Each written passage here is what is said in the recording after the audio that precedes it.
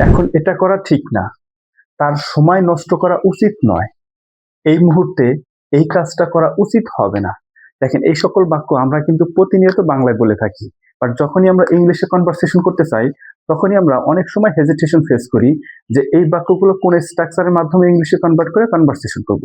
Don't worry, আপনি যদি আজকে ভিডিও শেষ পর্যন্ত দেখেন তাহলে আপনি খুব সহজেই এই সকল বাক্য একটি সুপার ইউজফুল স্ট্রাকচারের মাধ্যমে ইংলিশে কনভার্ট করে আপনি আপনার রিয়েল লাইফে কনভারসেশন করতে পারবেন। চলুন তাহলে প্রথমে আমরা স্ট্রাকচার এবং স্ট্রাকচারের সিচুয়েশনটা ভালোভাবে বুঝে নিই। এই হচ্ছে আজকে ভিডিওর সুপার ইউজফুল স্ট্রাকচার, যে স্ট্রাকচারের মাধ্যমে আমরা আমাদের রিয়েল লাইফে স্মার্টলি ইংলিশে কথা বলতে পারবো এই সকল সিচুয়েশনে। চলুন আমরা স্ট্রাকচারটাকে ভালোভাবে বুঝে নিই। দেখেন, স্ট্রাকচার হচ্ছে subject plus should be plus PBING plus object. দেখেন, শুডেন্ট বি এটা হচ্ছে শুড নট বি কে আমরা শর্ট ফর্মে বলি শুডেন্ট। তারপর পিবিআইএনজি অর্থ হচ্ছে প্রিন্সিপাল ভার্বের সাথে আইএনজি যুক্ত হবে। আই থিঙ্ক আপনি স্ট্রাকচারটা এখন বুঝতে পারছেন কোন সিচুয়েশন এই স্ট্রাকচারটি ইউজ হবে। যদি আমরা খুব সহজভাবে বুঝে নিই, দেখেন, কর্তার কিছু করা উচিত হবে না। কি বলছি? কর্তার কিছু করা উচিত হবে না বা কারো কিছু করা উচিত হবে না, সেটা হবে চলমান অবস্থায়। আই থিঙ্ক আপনি বুঝতে পারছেন। তারপর কোনো কাজ এই সময়ে করা ঠিক নয়, কাউকে চলমান কাজ থেকে বিরত রাখতে চাই।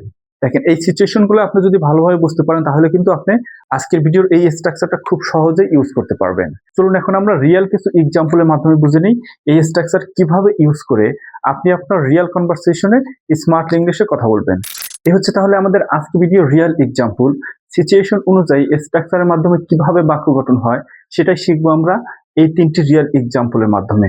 চলুন আমরা প্রত্যেকটি এক্সাম্পল অন বাই অন বুঝে নেই কিভাবে স্ট্রাকচার অনুযায়ী গঠন হয়েছে এবং আপনি আপনার রিয়েল সিচুয়েশনে কিভাবে বাক্য গঠন করবেন আজকের ভিডিওর স্ট্রাকচার অনুযায়ী। দেখেন, প্রথম এক্সাম্পলটি হচ্ছে you should be speaking Bangla here. দেখেন, মিনিংটা হচ্ছে কি, এখন তোমার বাংলা বলা উচিত নয়। একটু খেয়াল করে দেখেন আমাদের আজকে ভিডিওর সিচুয়েশন অনুযায়ী বাক্য কিভাবে গঠন হয়েছে। আমাদের সিচুয়েশনটা হচ্ছে কোনো কাজ এই সময় করা ঠিক নয়, কাউকে চলমান কাজ থেকে বিরত করতে চাই। দেখেন, সিচুয়েশন অনুযায়ী কিভাবে গঠন হয়েছে আপনি কিন্তু এখন বুঝতে পারছেন। এখন তোমার বাংলা বলা উচিত নয় মানে চলমান কাজ থেকে বিরত রাখতে চাই। এখন কিন্তু আপনি ক্লিয়ারলি বুঝতে পারছেন এই এক্সাম্পলের মাধ্যমে। আরো ক্লিয়ার ভাবে বুঝবেন যদি আমরা এই দুটি এক্সাম্পল স্ট্রাকচার অনুযায়ী কিভাবে গঠন হয়েছে বুঝে নেই। দেখেন, তারপরে এক্সাম্পলটি হচ্ছে he should be mingle with bad boys. কি বলছি একটু মনোযোগ সহকারে বুঝে দেখেন। He should be mingle with bad boys, তার খারাপ ছেলেদের সাথে মেলামেশা করা উচিত নয়। কর্তার কিছু করা উচিত হবে না চলমান অবস্থায়।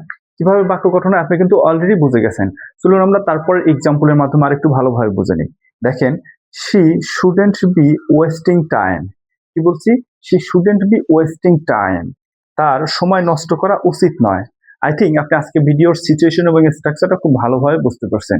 যদি আমি আরেকবার রিপিট করে বলি, আজকে ভিডিওর সিচুয়েশন হচ্ছে কি, কর্তার কিছু করা উচিত হবে না, সেটা থাকবে চলমান অবস্থা। এরকম ধরনের সিচুয়েশনে আমরা একটি সুপার ইউজফুল স্ট্রাকচার ইউজ করব, সেটি হচ্ছে কি subject plus should be plus PPING plus object. So আপনি যদি আজকে ভিডিওর সিচুয়েশন অনুযায়ী স্ট্রাকচার ব্যবহার করে কিভাবে কনভারসেশন করবেন এই এক্সাম্পলের মাধ্যমে বুঝে থাকেন, তাহলে এখন আপনার কাজ হচ্ছে আরো কিছু বাক্য তৈরি করে প্র্যাকটিস করা। মনে রাখবেন, আপনি যত বেশি প্র্যাকটিস করবেন তত তাড়াতাড়ি আপনি ইংলিশে ফ্লুয়েন্টলি কথা বলতে পারবেন। তাহলে আজকে ভিডিও এই পর্যন্তই। দেখা হবে নেক্সট ভিডিওতে ইউজ অফ শুড এর পার্ট 4 ক্লাসে।